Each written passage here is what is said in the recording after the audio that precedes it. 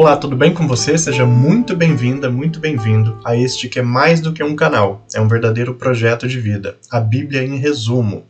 Eu sou Maurício Quieco e desde a minha infância, desde a minha juventude, eu tenho uma aproximação muito grande com o mundo cristão em especial e, claro, com a Bíblia Sagrada.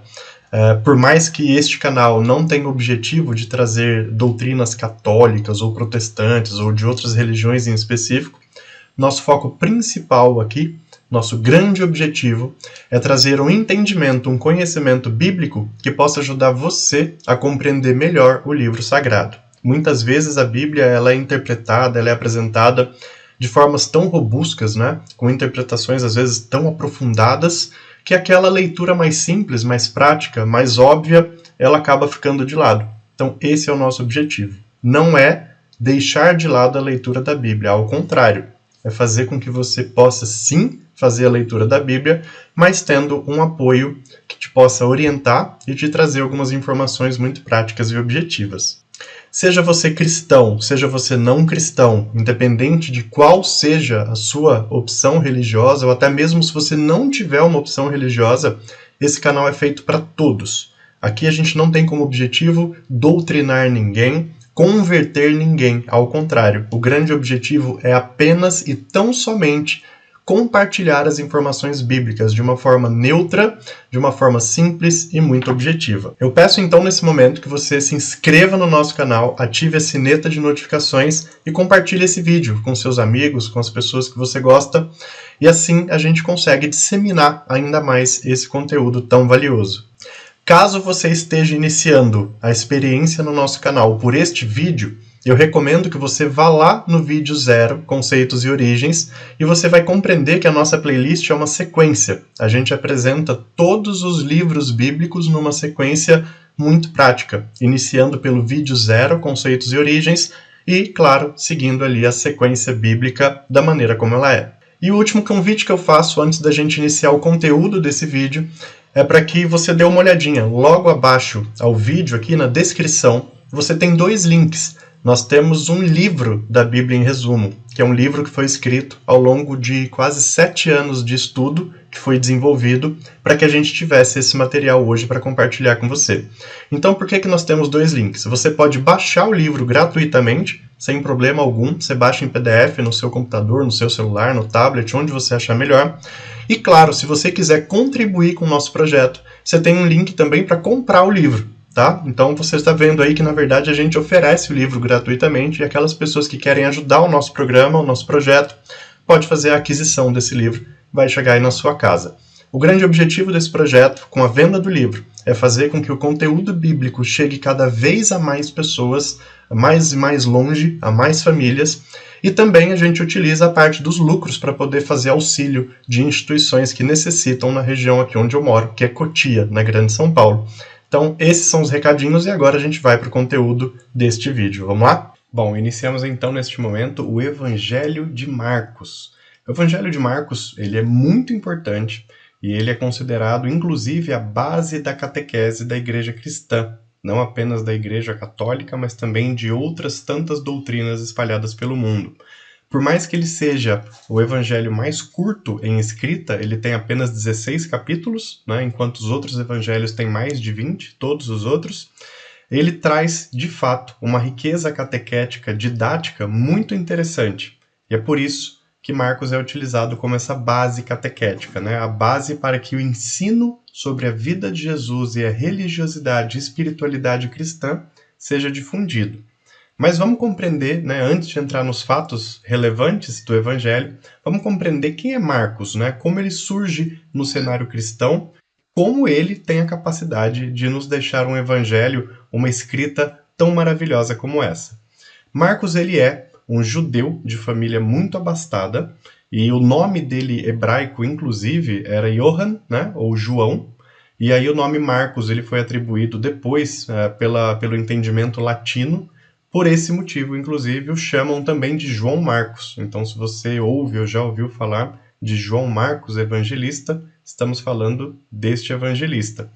E, sendo de família abastada, ele teve acesso a muita cultura, teve acesso a estudos e, possivelmente, teve, através disso, a capacidade de ter um excelente desenvolvimento de escrita, como é apresentado em seu evangelho. A história nos indica, inclusive, que ele era primo de Barnabé, e foi dessa forma que ele se aproximou de Paulo e realizou, junto com Paulo e Barnabé, a primeira viagem de Paulo, né? Como a gente vai ver mais para frente nos Atos dos Apóstolos, né? A gente sabe que Paulo fez 4 grandes viagens para ir fundando e abrindo igrejas, né? Comunidades cristãs, em toda aquela região da Grécia, da Ásia Menor, a gente está falando ali da Turquia atual, aquela região.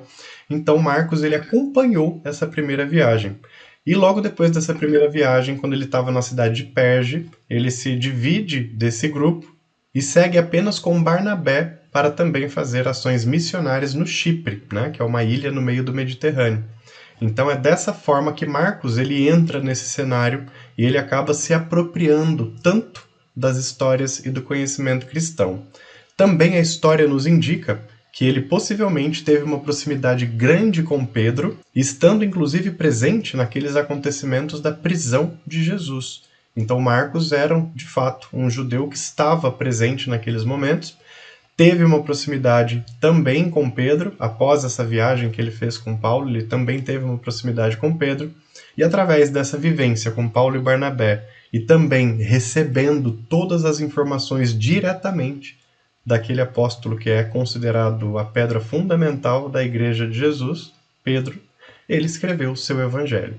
Por esse motivo, o evangelho dele é tão completo, é tão rico em catequese. Por mais que ele não tenha vivido e convivido com Jesus diretamente, mas ele teve acesso a informações daquele que estava diretamente com Jesus, que era Pedro, que, claro, talvez era o apóstolo mais próximo, que tinha acesso a todas as informações e a todos os passos que Jesus foi dando. A sua escrita foi feita por volta do ano 40 depois de Cristo, então mais ou menos ali 7 anos após a morte e ressurreição do Senhor.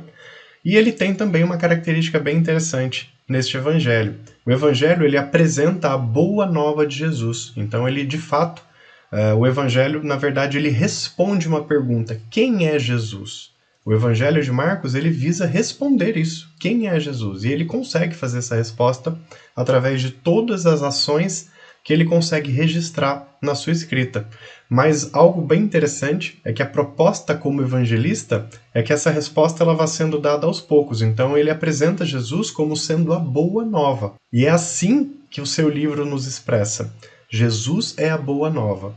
E claro, o convite que Marcos nos faz através do seu evangelho é para que cada um de nós possa dar continuidade a essa boa nova.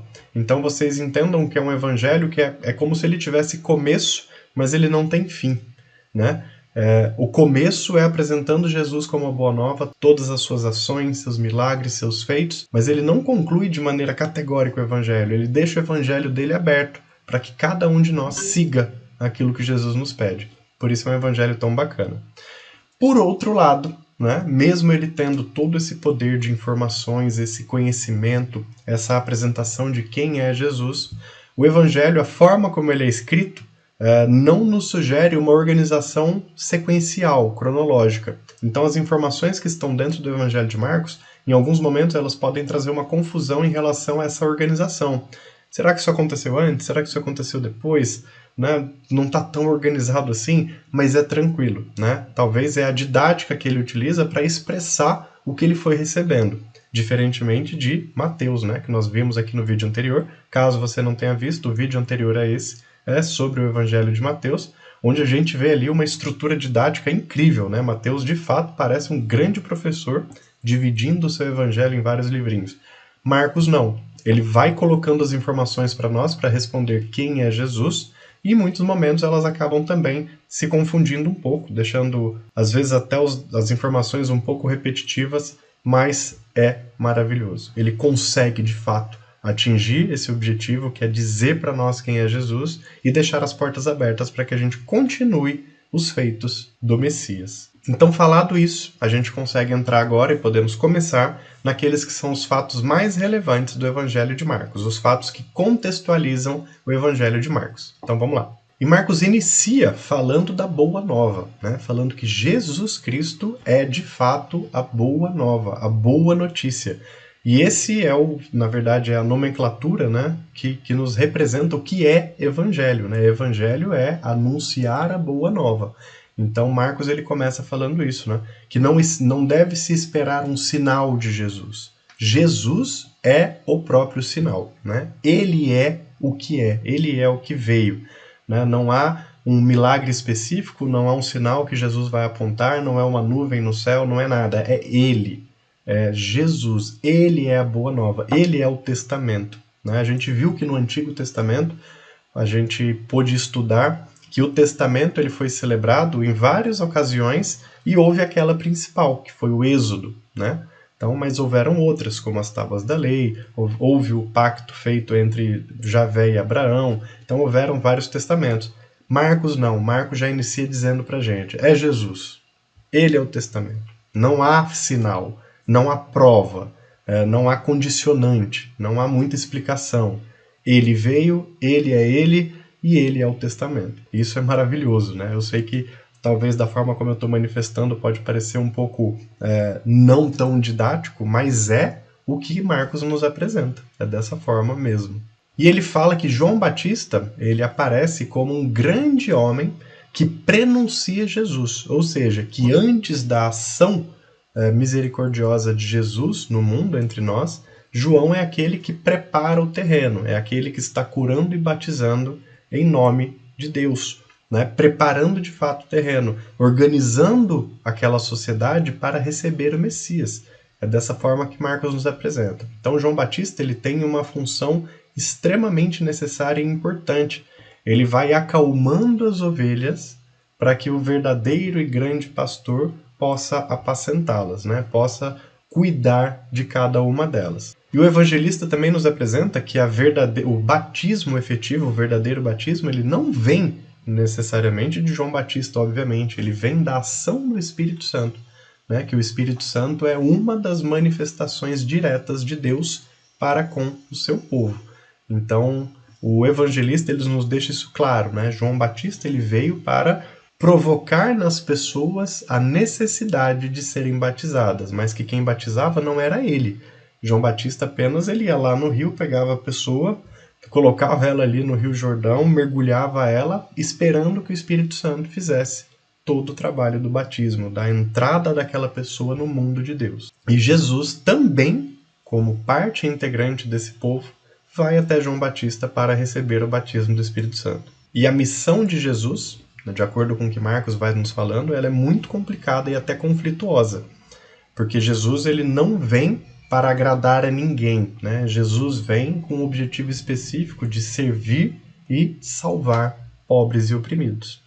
Então, por que é conflituoso? Porque essa salvação e esse propósito servidor de Jesus, ele já começa desde o primeiro dia contrariando tudo que fariseus e saduceus estavam querendo na sociedade.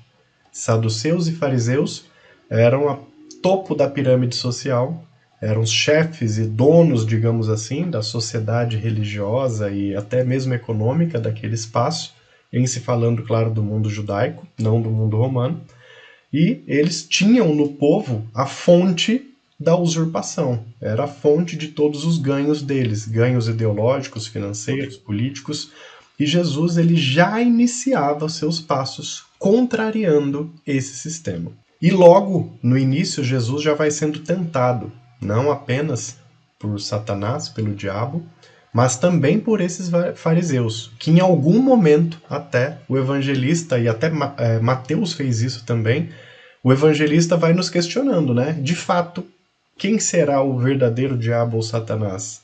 Apenas uma personificação do mal? Ou, inclusive, aquelas pessoas que tanto contrariaram e testaram Jesus ao longo da sua missão e do seu propósito? Então, esse é um questionamento que o evangelista vai nos fazendo na intenção de dar aquela resposta que eu comentava agora há pouco. Quem é Jesus? Então, Jesus é aquele que veio. E como já nos apresenta aqui no início do Evangelho, Jesus é aquele que vem para quebrar o sistema hipócrita. E daí vocês já imaginam, né? Imagina hoje, século XXI que nós vivemos, quantos e quantos sistemas hipócritas de governo, de política, de economia não existem espalhados pelo mundo. Você imagina uma pessoa chegar ali e de maneira totalmente servidora, aberta, humilde e amorosa, começar a quebrar esse sistema, começar a mostrar e jogar a realidade na cara de todos, né? Se hoje, num mundo de internet, né, de tantas redes sociais, a gente acaba conseguindo fazer isso, mas muitas vezes sem ter uma voz, você imagina naquele tempo, né, alguém simplesmente chegar e jogar tudo às claras. Foi isso que Jesus começou a fazer. O evangelista fala também que quando Jesus começa a chamar as pessoas para o seguirem, esse seguimento a Jesus ele não depende de uma análise, de uma espera. Ou a pessoa segue ou não segue, né? Marcos nos apresenta isso de uma maneira bastante interessante. Jesus não é passível de uma análise, de uma espera. Ou você segue Jesus, ou você está contra Jesus. Basicamente, esse é o entendimento, essa é a compreensão evangelizadora. Ou é de Deus ou não é de Deus. Ou está com Jesus ou não está com Jesus. Tudo aquilo que não é seguimento e retidão a Jesus Cristo é contrário a ele. Marcos nos apresenta isso também no início do seu evangelho. E tendo Jesus Cristo um poder totalmente soberano, que inclusive os demônios se afastam dele e obedecem ao que ele diz, ele usa todo esse poder da divindade que ele é para desalienar as pessoas. Então, Marcos vai nos apresentando toda essa estrutura de uma maneira bastante interessante. Ele nos apresenta esse Jesus que é batizado, nos apresenta esse Jesus que começa a revelar a hipocrisia social e nos revela também que ele vai tirando as vendas dos olhos de todas aquelas pessoas, judeus, que não se sentiam dignas de acessar o reino. Por quê? Porque esses judeus mais simples, eles olhavam para aqueles fariseus e saduceus e eles se enxergavam muito distantes dele, né? Nós nunca conseguiremos alcançar o que aqueles grandes homens são. E eles que vão para o céu. Nós não vamos. Jesus começa a dizer, não é assim que funciona. E o Evangelho de Marcos, ele inclusive neste momento, ele diz pra gente que Jesus, ele cita claramente que veio para buscar pobres, descrentes, periféricos, doentes, todos aqueles que são marginalizados. Os que creem e já seguem os mandamentos, já seguem os preceitos, já estão salvos. Então que a missão evangelizadora e a missão dele como Filho de Deus na Terra é salvar os oprimidos. E para isso, como parte desse projeto de salvação desses pobres e oprimidos, talvez a principal missão dele é derrubar toda aquela hipocrisia, todo aquele sistema maldoso que pegava esses pobres oprimidos, simples e marginalizados e colocava eles cada vez mais para baixo. Então vocês compreendem que isso, por si só, já trazia um grande problema e um grande conflito. E é por isso que a cada passo que o evangelista vai nos apresentando, o desespero dos fariseus contra Jesus só vai aumentando. Porque, olha o entendimento.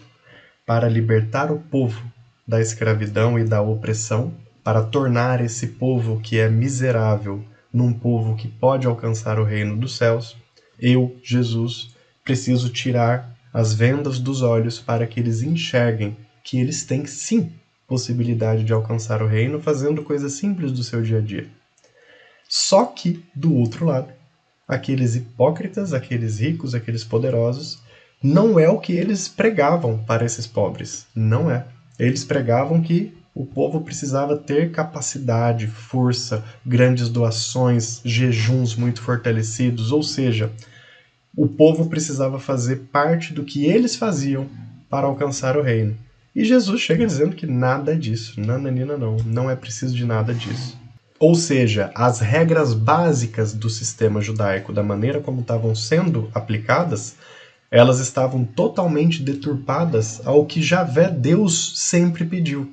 E Jesus começa a mostrar tudo isso de uma forma muito clara. E começa, inclusive, a questionar esses fariseus e saduceus, vocês estão seguindo regras de uma maneira tão rígida, Vocês pegam aí as 614 regras judaicas, seguem elas na ponta do lápis.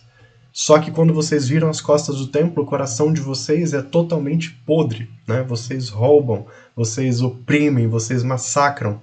Então, qual é a coerência disso? Não há coerência. Então, se as regras não estão sendo seguidas, ou se apenas estão sendo seguidas para que vocês consigam manter o sistema, então não precisa mais seguir regra nenhuma, né? E Jesus fala isso sendo um judeu.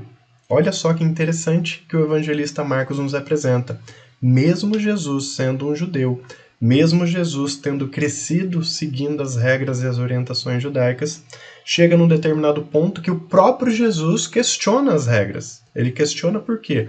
Porque as regras estão sendo usadas apenas para aqueles poderosos colocarem elas debaixo do braço, justificando, olha, a gente faz tudo que tem que fazer, tá bom? Só que quando esses poderosos viram as costas, eles simplesmente oprimem e massacram o povo com um sistema corrupto e pernicioso. Jesus pega tudo isso, coloca abaixo. E em meio a tudo isso, os pensamentos dos fariseus já eram bem avançados, né? Já pensavam em como iriam eliminar aquele homem que se apresentava como Messias e que estava expondo tudo de forma tão clara. Então, diante de todas essas questões, o evangelista, em algum momento, né, nesse momento em específico, ele até faz um comentário, né, de que os próprios demônios obedeciam a Jesus, mas não obedeciam aos fariseus, né? O evangelista, nesse momento, ele está nos apresentando uma relação, né? Aqueles que são de Deus e de Jesus estão com ele e o seguem. Aqueles que não estão e são contrários não são de Deus, são do demônio. O tempo vai avançando, as práticas de Jesus e todas as suas ações benéficas a todas aquelas pessoas pobres marginalizadas vão avançando, e Jesus vai se abastecendo cada dia mais de novos discípulos, que são convidados a realizar e agir em nome dele em muitos casos.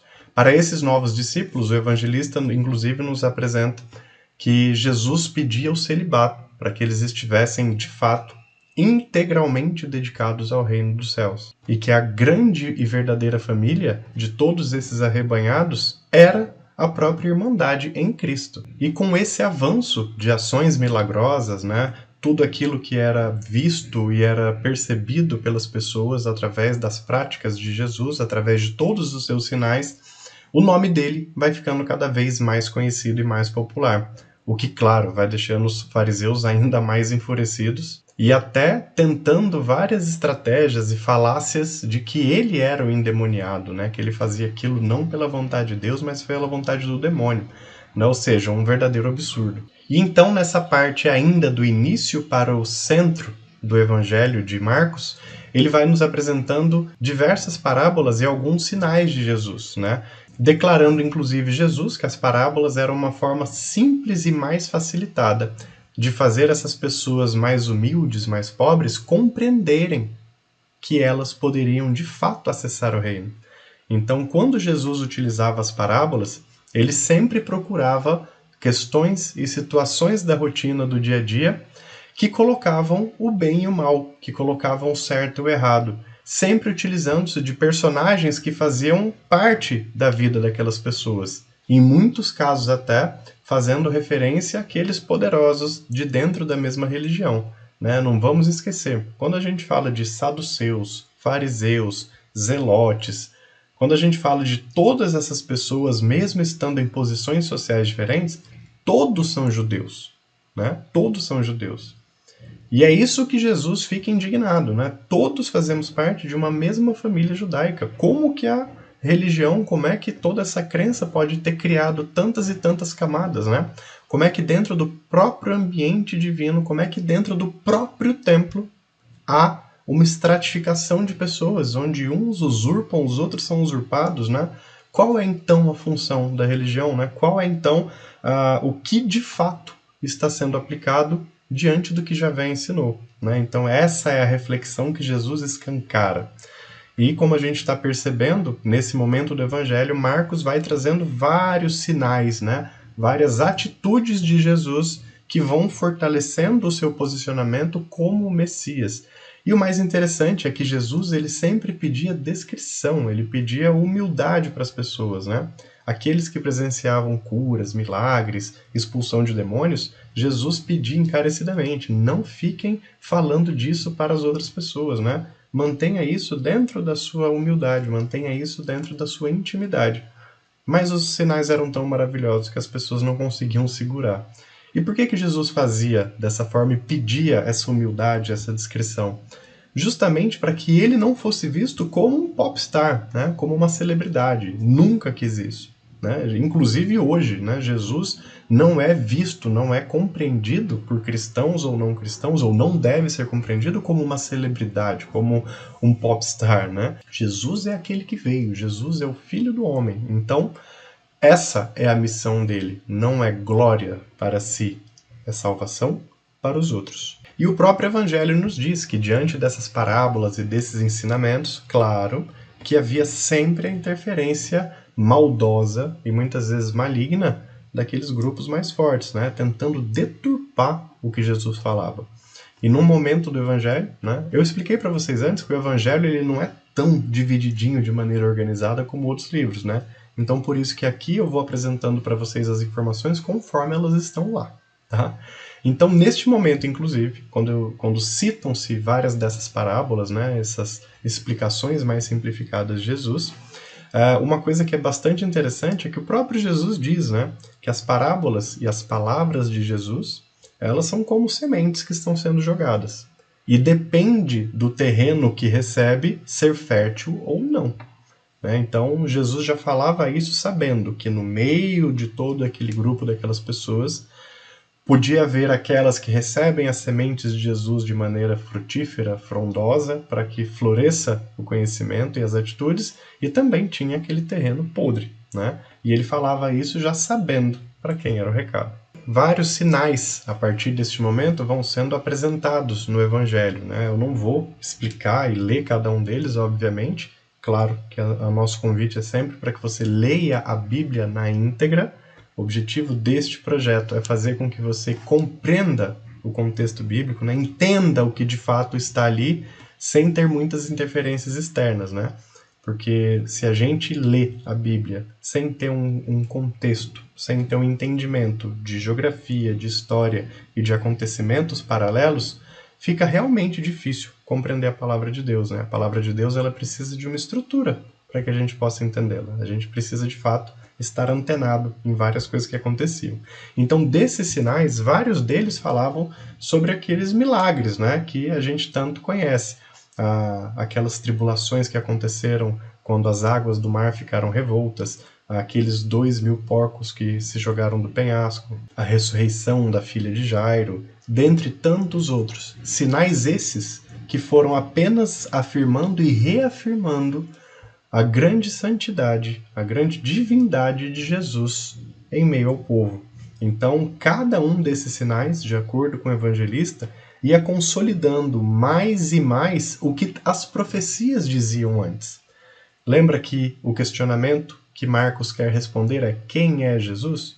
Então aqui a gente está vendo, de fato, diversas explicações que ele nos dá para responder essa pergunta. Jesus é aquele que faz esses sinais, mesmo sem trazer para si o reconhecimento. Ao contrário, repito aqui, a cada nova atitude dessa que Jesus fazia, ele ia no ouvido das pessoas e ele pedia encarecidamente: não falem para os outros, não espalhem isso. Né? Deixem que as ações de Deus vão acontecendo. Não me tornem uma celebridade. Né? Me mantenham apenas como o filho de Deus que eu sou. E os sinais vão ficando tão grandiosos, né? Vão evidenciando tamanha grandeza, que os próprios próximos a Cristo, seus apóstolos, seus seguidores, eles vão tendo dificuldade de entender quem é Jesus, né? Eles ainda, por mais que eles ouçam, por mais que eles convivam, por mais que Jesus se apresente e se revele a eles, mas eles nunca tinham visto nada parecido. Eles nunca tinham visto um homem que conseguia controlar e dominar até os demônios, né? Jesus falava com o demônio e os demônios obedeciam a Jesus. Então os próprios apóstolos ficavam ali naquela incredulidade. Meu Deus, mas que homem é esse, né? Você imagina, se os próprios apóstolos que conviviam, que tinham toda aquela proximidade, que dirá outras pessoas mais distantes. Então, diante desse tamanho e dessa proporção que as coisas foram tomando, o evangelista nos apresenta que Jesus ele foi convocando esses apóstolos e discípulos mais próximos para começar a realizar as ações em nome dele, né? Então, aquelas curas, aquelas expulsões de demônios, os batismos, os próprios apóstolos vão sendo convocados a fazer. E uma explicação muito interessante, que eu até aproveito e faço aqui o reforço dela, que o evangelista nos dá, é que nesse momento Jesus não está descentralizando o poder divino, né? Não está imputando nessas pessoas o poder divino de fazer. Não, são apenas instrumentos. Apenas pessoas que confiam, creem e são usadas como instrumentos, fazendo em nome de Jesus. Não fazendo como Jesus, em nome de Jesus. Então, toda vez, segundo o Evangelho, que esses apóstolos iam realizar as obras, eles faziam em nome do Filho de Deus. E após este momento do Evangelho, 2 milagres bastante conhecidos são citados, né, e são vistos por Marcos também como talvez o sacramento da divindade de Jesus, que são a multiplicação, que acontece em Tagba, né, a multiplicação dos pães e dos peixes, e também o momento em que Jesus anda sobre as águas. Então, esses 2 milagres, de acordo com o Evangelho, eles trazem um peso e uma conotação muito forte para tudo o que estava acontecendo. Né? Lembra que eu comentava que os fariseus, vendo isso, se mantinham incrédulos e viam em Jesus uma ameaça. Os próprios seguidores de Jesus olhavam para aquilo com perplexidade e não entendiam o que estava acontecendo. Né? Aqueles que seguiam Jesus, né, não como apóstolos, mas como seguidores um pouco mais distantes, também não compreendiam de fato o que era tudo aquilo. E quando esses 2 milagres acontecem, eles vêm para mostrar compartilhamento, a partilha, a multiplicação, e também vêm para mostrar Jesus como Senhor absoluto do tempo, da história, da natureza e de tudo. Então o evangelista traz para nós esse entendimento nesse momento. Por isso que esses 2 milagres, eles aparecem num momento ali muito próximo, né? Eles aparecem depois dessa explicação do envio que Jesus faz dos apóstolos. Depois disso, o evangelho traz esses 2 milagres. E eles acabam sacramentando, fundamentando e dizendo que as multidões agora, de fato, começam a olhar para Jesus e compreender que, de fato, ele é o Messias. Então, por mais que seguissem, por mais que estivessem ali ao lado dele, você imaginem se fosse hoje. Imagina se alguém aparece na frente de vocês hoje, com todos esses sinais, com todas essas manifestações. Talvez a primeira reação, o impacto nosso, fosse de tentar desmentir aquele que estava fazendo, né? Procurar onde é que está a pegadinha, onde é que está a armação. Então imagina naquele tempo, né? Com tantos e tantos falsos profetas. Mas com esses sinais, a cada passo que era dado, a cada palavra e parábola que Jesus proferia, isso tudo ia se consolidando como o exercício do Filho do Homem. E claro que sucessivas e sucessivas ações vão acontecendo. Curas, expulsão de demônios, salvação, cegueiras que eram curadas, doenças que eram eliminadas. Então várias e várias coisas iam acontecendo, não só fazendo com que aqueles milagres exercessem a sua função, como por exemplo devolver a visão a um cego, mas também se utilizando dessa cura para que ele pudesse explicar o que estava acontecendo na sociedade. Então o Evangelho ele traz bastante essa relação e essa reflexão nesse momento. Né? A cada cura, a cada nova atitude milagrosa que Jesus e seus apóstolos iam fazendo, não era apenas o milagre que salvava determinada pessoa, mas também era o que aquilo representava socialmente. Tiramos a cegueira dessa pessoa. A comunidade precisa deixar de ser cega. Expulsamos um demônio. A comunidade precisa expulsar os seus demônios. Compreende? O evangelista Marcos ele vai trazendo o fiel para esse entendimento. Lembra que eu falava? O objetivo do evangelho é apresentar a boa notícia, mas cabe a cada pessoa que acompanha o evangelho dar continuidade. Então aqui são algumas passagens que provam essa intenção e esse entendimento de Marcos. Ele está de fato fazendo um convite para que as pessoas olhem esses sinais e milagres e apliquem isso no seu dia a dia, e olhem para isso de uma forma até social. E em meio a tudo isso, chega um ponto em que realmente, como eu havia comentado, eles não têm mais dúvidas, né? Discípulos e seguidores, eles compreendem. Ele é o que é. E aí, a partir do momento em que esse entendimento, esse pertencimento do que é Jesus, do que ele representa, da messianidade de Jesus, realmente as proporções começam a aumentar mais ainda. As multidões começam a se aglomerar ainda mais, e os apóstolos vão tendo mais e mais trabalhos e desafios, ficando em alguns momentos até desesperados por imaginar que não vão conseguir dar conta daquilo que lhes é proposto. Mas sempre eles conseguem, atingir aquilo que Jesus pede. Neste momento de tantos ensinamentos, de tantos sinais, de tantas maravilhas, de tantas vendas nos olhos que vão sendo tiradas, vai chegando o momento em que Jesus tem que se preparar para o seu martírio, tem que entrar em Jerusalém e passar por tudo aquilo que já era o plano desde o início. Então, como isso está próximo, Jesus vai preparando aqueles que estão próximos dele para esses acontecimentos.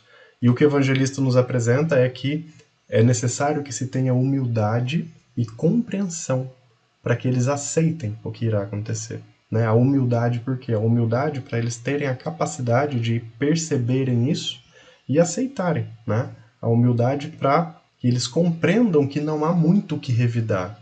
Esse é o plano. Então Jesus ele vai se preparando e preparando os seus para todo aquele martírio. Após tantas e tantas ações milagrosas, misericordiosas, o evangelista Marcos nos apresenta isso. Jesus está na preparação para a via dolorosa que ele vai ter que seguir. E é interessante que nessa preparação há um ponto-chave. O que é feito e o que está sendo feito é para os pobres, é para os humildes, é para aqueles desgarrados, é para os humilhados. Então, a cada dia que vai se aproximando do seu martírio, de todo aquele projeto que a gente sabe que aconteceu, os planos para que Jesus passasse por todo o sofrimento que passou, ele fazia questão de sempre deixar claro, é para os pobres, isto é para a salvação dos pecadores, isso é para aqueles que estão oprimidos, não só do corpo, mas também da mente, da alma. O evangelista vai deixando isso para a gente muito evidente, e o que é maravilhoso, né? E ao passo em que os fariseus e aqueles poderosos, eles realmente não têm muito para onde correr dentro dos planos malignos e maquiavélicos deles, até tramando já para prender e matar Jesus nas primeiras oportunidades, eles sempre se deparam com isso, né? Como que depois de tantos anos e séculos, nós acumulando riquezas, poderes e tudo mais que é possível para ter uma vida elevada, como que hoje chega um homem se dizendo rei, e dizendo que a salvação efetiva de Javé é para os pobres oprimidos e pecadores, né? Para prostitutas, para adúlteros, como que esses que estão sendo salvos? E nós? Né? Então, diante de tudo isso, Jesus começa a sua entrada em Jerusalém. Vocês percebam que a entrada não foi muito fácil, né? Ele já entra nessa perspectiva e nessa condição. Né? E a forma como ele entra em Jerusalém, como também já foi apresentado no evangelho anterior, que é uma forma muito humilde. Jesus entra montado num animal de carga, num jumento, né, com aqueles ramos o recebendo, mostram que ele não é o rei dos ricos, né, que ele é o rei dos céus, pobres e oprimidos. Então, mostrando todo o amor, todo o carinho, toda a divindade e a generosidade divina. E ao adentrar em Jerusalém, ele já entra praticamente fazendo com que aquele sistema fosse ainda mais evidenciado às pessoas.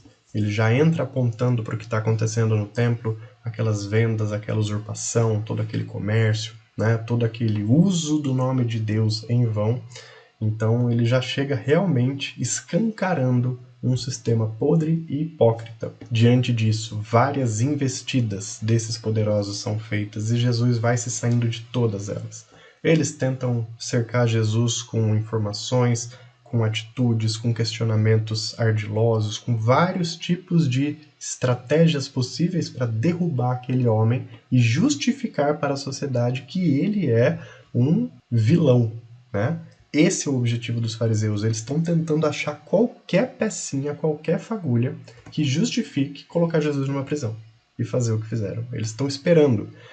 Só que na sabedoria, na humildade e na bondade amorosa de Jesus, eles não conseguem fazer isso, né? Porque a cada nova pergunta, a cada novo questionamento, a sabedoria divina que é expressa por Jesus cala as pessoas. Todo mundo fica admirado. Diante disso, não há outra alternativa a não ser inventar e imputar em Jesus alguma coisa. E é por isso que ele é traído. Né? E de acordo, inclusive, com o evangelista, é necessário que isso aconteça. Né? Muitas pessoas sempre contrariam a presença e a atitude de Judas Iscariotes em meio a tudo que ocorreu, mas como o próprio Jesus fala, né? Em algumas passagens, não só desse evangelho, mas de outros, né? É necessário o que acontece. Né? Se não há aquela função, se não há a traição de Judas, não há a morte e a ressurreição da maneira como foi. Por mais que ela poderia até acontecer por outras circunstâncias, porque os fariseus estavam buscando, mas a evidência de que a traição ocorre de dentro da família de Jesus, que eram os apóstolos, isso é algo muito impactante que era necessário para escancarar ainda mais as mazelas sociais. Né? Então, ainda tentam vários e vários questionamentos e tudo mais, e não conseguem. E eis que num momento, já próximo à sua via dolorosa, já próximo aos acontecimentos finais da paixão de Jesus, ele começa a anunciar àqueles que estão mais próximos deles o que vai acontecer. E ele começa a preparar essas pessoas para que elas compreendam: a morte não é o fim, a morte é o princípio da salvação.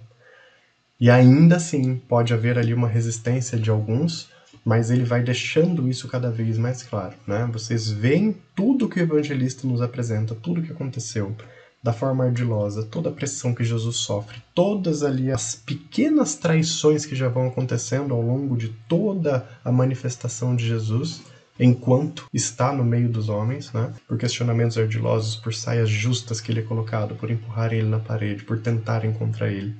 Então Jesus está muito calmo, sereno e prepara os seus.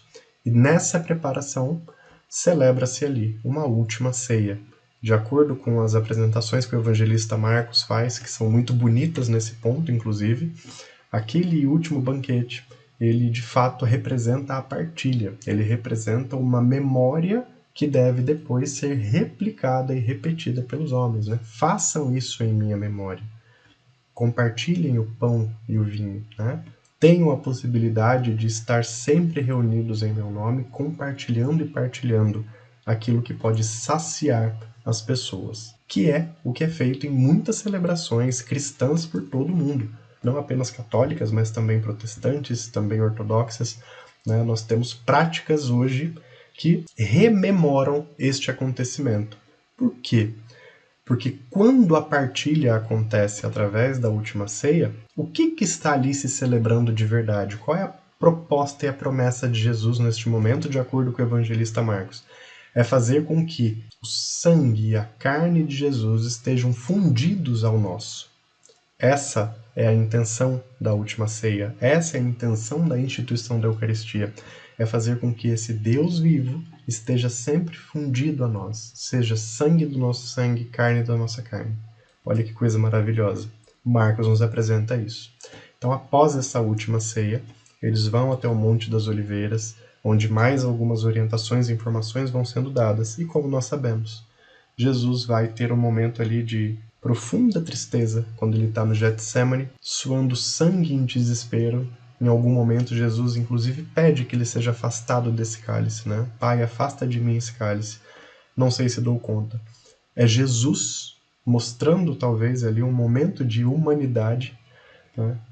Diante de tamanha maldade tentada contra ele.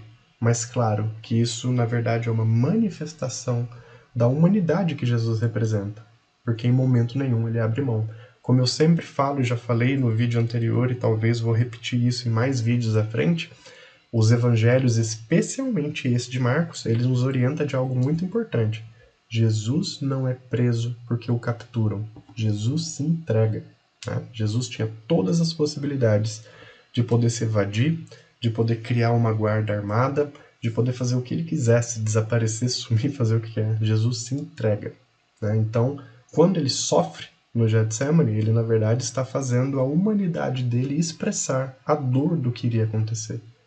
Não é porque Jesus é Jesus que ele não sentirá dor, ele sente, ele agoniza, ele recebe os flagelos, ele recebe espinhos, ele recebe a lança, sofre, tem dor. É a humanidade de Jesus revelando aos homens pelo que ele está passando.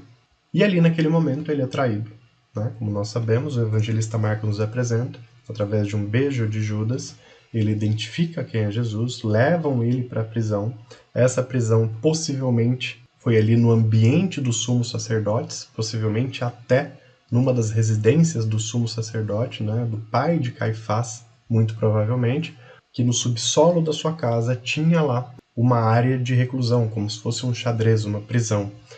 Tive, inclusive, alguns anos atrás, a oportunidade de estar neste local, onde cresce que foi o local onde Jesus ficou preso. E na oportunidade, por alguma ação misericordiosa de Deus, inclusive eu fui escolhido ali num grupo de 30, 40 pessoas para fazer a leitura do Salmo, que possivelmente Jesus proferiu ali dentro daquela prisão.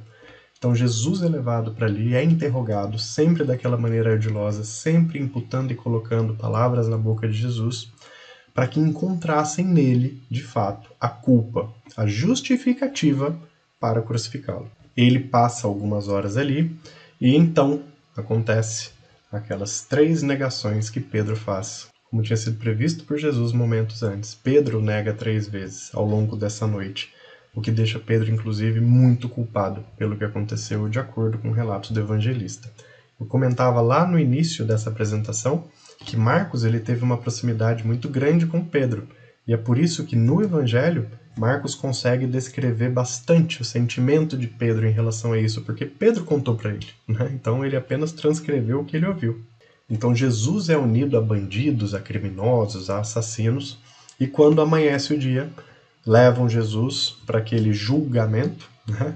Onde Pilatos lava suas mãos, não vê crime no homem, mas é conivente com o que acontece. Como nós sabemos, eu tenho explicado em várias oportunidades, o Império Romano e o grupo dos fariseus e saduceus tinham lá suas combinações. Então, para Pilatos negar o que eles estavam pedindo, era uma situação um pouco desconfortável, porque o Império Romano ele deixava com que os fariseus e saduceus estivessem livres para gerenciar o judaísmo, né? Então ele tentou da melhor forma possível dizer, olha, eu não vejo nada nele, mas se é o que vocês querem, lavo minhas mãos e vocês seguem. Ele foi conivente. E a conivência também indica culpa, né?